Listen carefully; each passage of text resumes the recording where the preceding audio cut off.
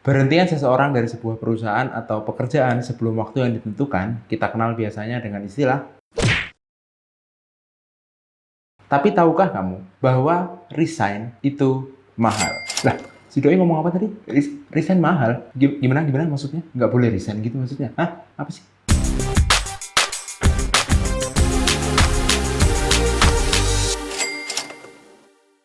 Cek, cek. Oke. Sebelum kita lanjut lebih jauh diskusi kita bareng-bareng, kita buat clear dulu ya Pak ya, perspektif kita di sini. Pertama, aku di sini nggak akan ada di posisi pro ataupun kontra tentang resign. Yang kedua nih, aku nggak akan memperdebatkan alasan dari resign itu sendiri Pak. Karena kita tahu alasan resign itu sangat subjektif kan. Yang terakhir, satu-satunya yang akan aku bahas di sini adalah soal keuangannya Pak. Atau hidden cost yang akan muncul ketika resign. Jadi nggak akan bahas hal-hal selain itu. Apalagi contoh-contoh surat resign nggak akan. Nggak akan kita bahas selain itu. Seperti yang kita tahu, resign adalah salah satu pilihan yang bisa diambil oleh seorang karyawan ketika dia bekerja. Nah, kita tahu juga bahwa setiap pilihan itu kan pasti ada risikonya, Pak ya. Salah satu risiko yang bisa muncul adalah risiko keuangan. Kok bisa keuangan? Sudah jelas kita tahu bahwa saat ini kita menggunakan uang sebagai alat tukar kita. Nilai dari uang tadi yang akan kita gunakan untuk memenuhi kebutuhan-kebutuhan hidup kita, gitu ya. Jadi kita bisa simpulin sedikit bahwa ketika tidak ada uang atau tidak ada sumber daya yang bisa membuat kita memenuhi kebutuhan kita, masalah bisa mulai muncul. Coba kita sekarang ngomongin resiko-resiko keuangan yang mungkin muncul ketika kita memutuskan untuk resign. Resiko pertama adalah kehilangan main income. Jelas, kalau kita resign dari perusahaan atau pekerjaan kita, pasti kita kehilangan main income kan Pak. Nah di situ pasti akan berkurang kemampuan kita untuk memenuhi kebutuhan hidup. Yang kedua, setelah main income hilang, kita pasti akan pelan-pelan ya kehilangan security atau jaminan yang selama ini kita miliki. Ya kayak contohnya jaminan kesehatan, kemudian jaminan untuk membayar cicilan, kredit, dan lain-lain. Apalagi nih kalau di perusahaan sebelumnya atau di kantor sebelumnya kita dapat jaminan macam-macam. Jadi ketika resign itu pasti udah otomatis hilang semua. Nah, kalau dilihat-lihat ya, risiko-risiko yang tadi barusan kita bicarain itu kayaknya ngeri banget ya kalau kita memutuskan untuk resign. Jadi gimana? Apakah itu berarti kita ini nggak boleh resign dari perusahaan atau dari pekerjaan kita? Nope. Kembali lagi nih, keputusan resign itu adalah mutlak pilihan kita sebagai pekerja. Nah, sekarang berarti opsi yang bisa kita lakukan adalah mempersiapkan sebaik mungkin biaya atau cost yang mungkin bisa muncul ketika nanti kita resign. Di sini, aku membagi beberapa cost atau faktor biaya yang mungkin akan muncul ketika kita resign. Faktor yang pertama adalah passive income. Jelas Pak, pendapatan pasif ini akan dibutuhkan karena kita tahu main income kita kan udah hilang tuh. Jadi passive income ini bisa jadi harapan untuk kita bertahan hidup pasca kita resign. Nah idealnya passive income ini jumlahnya kalau bisa lebih besar dari kebutuhan pokok bulanan kita. Jadi walaupun kita nggak punya pendapatan tetap, kita masih bisa makan, masih bisa beli pakai data, masih bisa beli pulsa, beli listrik, dan lain sebagainya.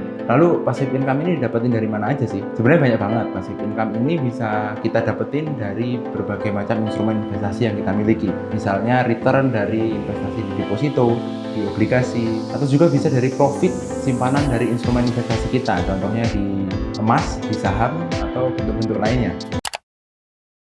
Faktor kedua adalah kepemilikan dana darurat. Yes, dana darurat. Kenapa dana darurat penting? Jelas Pak, pasca resign itu kan kita nggak punya main income nih. Jadi kita perlu sumber daya backup atau sumber daya cadangan yang kita gunakan sementara untuk membackup kebutuhan-kebutuhan kita. Lalu berapa sih jumlah ideal dari dana darurat yang perlu kita sediakan untuk membackup kebutuhan-kebutuhan kita? Nah, di sini sebenarnya jumlahnya itu bisa bervariasi karena ini tergantung kebutuhan masing-masing dari kita. Tapi kalau aku pribadi punya patokan 12 kali atau 12 bulan kebutuhan pokok kita. Kenapa 12 bulan ini jadi patokan? Jadi asumsinya adalah 12 bulan atau 1 tahun ini adalah waktu yang cukup untuk kita mencari sumber pendapatan baru. Bisa cari kerja baru, bisa cari sumber-sumber pendapatan lain, atau mungkin kita mendewasakan bisnis yang sudah kita miliki pasca kita resign. Faktor ketiga adalah lebih bagus lagi kalau teman-teman ini udah punya profitable bisnis. Bisnis yang sudah profit dan sudah menghasilkan penghasilan. Jadi istilahnya adalah secondary income kita dari bisnis tadi akan menjadi main income kita setelah kita resign. Nah nanti pasca resign kita bisa berfokus untuk membesarkan bisnis tadi sehingga bisnis ini benar-benar jadi pegangan kita untuk melanjutkan kehidupan. Asik.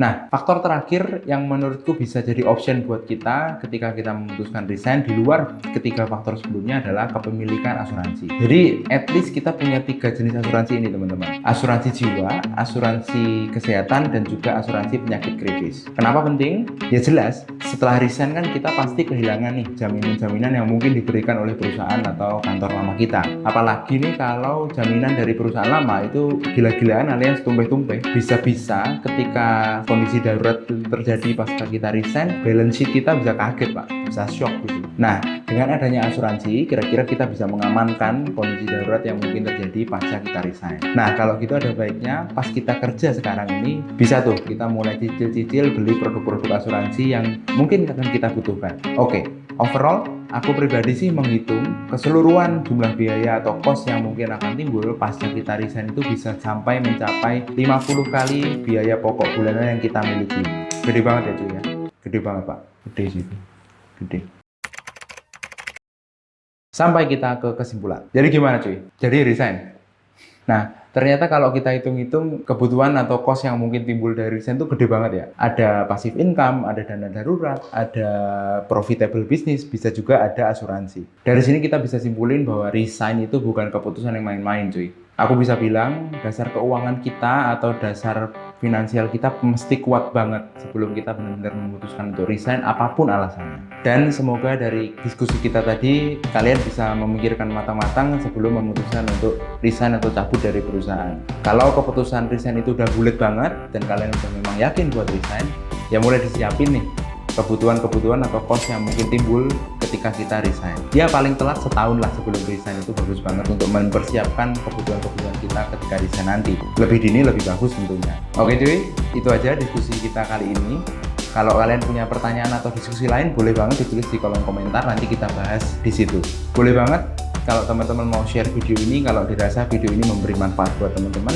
Dan sampai jumpa di video berikutnya. Dan selalu ingat cuy, tetap belajar keuangan supaya kita tetap jadi relevan. Nomor putih cuy, biar sehat cuy.